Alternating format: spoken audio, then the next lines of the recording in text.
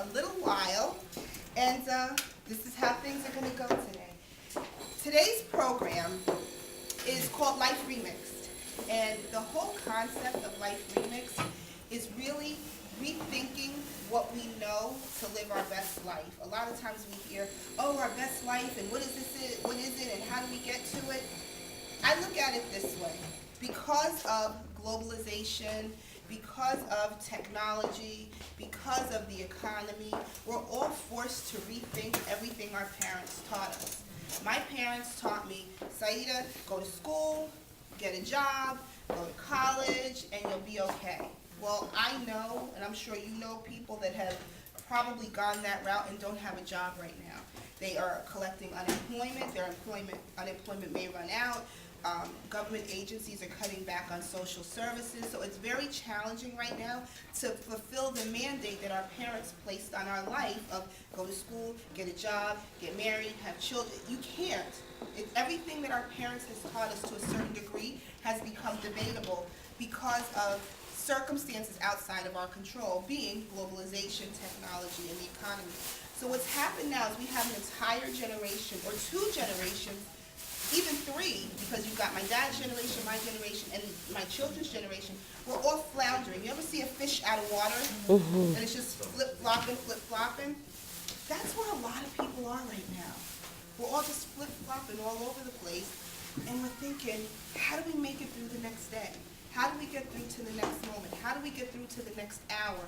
And I remember watching an episode of Good Times, and everybody knows the theme song, trying to survive, ain't we lucky we got a good time, but when you really look at it, their life was almost so much easier than the life that we have to live right now, because there were other barriers to entry to the American dream, so to speak, that they had to get through, but we don't even know what our barriers are.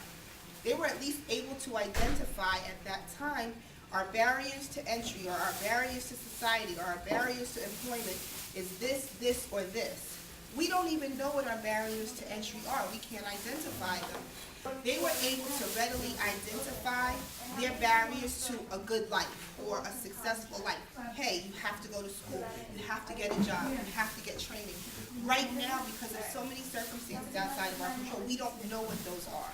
So then that's the basis of the whole program in our workshop today, called Life Remixed, because we're actually going to sit today and rethink strategies and things that we know to help us kind of pick up on the barriers, identify what they are, knock them down, and kind of keep moving forward. So my cheering section, you're the best. I need to take you with me everywhere I travel. And she's not even on payroll. I need to take you with me everywhere. We're going to get started, with papers and stuff like that in a second, but I want us to think of it this way, just so we can kind of get our mind ready. Think of it as electricity. Do you know when you walk into your house, it's 10 o'clock at night, and it's dark, what do you do? There you go. But before you can turn on the light, you have to identify that it's dark. And then what do? You flip on the switch, and what happens? The light comes on, right? Mm-hmm. But if we think about it, there was already electricity running through the house, through the wires, and what did we have to do? We had to tap into that system that's already in place, right? There's electricity going on now. If we shut off the lights, does that mean that the energy is going to stop flowing through the wires? Absolutely not.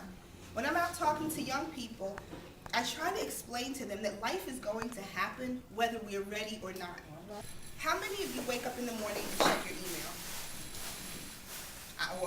I roll out of bed and my BlackBerry's right next to me, so I'm one of those addicted to the BlackBerry. But more often than not, just by show of hands, are there typically more emails in your inbox or less emails in your inbox than the last time you checked? More. Right. So something must have happened to your inbox, whether you're sitting there actively checking your email or not. The world is not going to say, wait a minute, Saida's not ready to check her email yet, so we're just all going to sit here and wait till she decides to log on to the computer, and then she's going to check her emails, and then we'll present her with a bow all of her emails. No. We wake up, check our emails, and there's a whole bunch more emails there now than there were the last time we checked it. And that's because why? The world is going to keep going and happening whether we're ready or not. So based on that, let me pass you out some documents and really get this party started.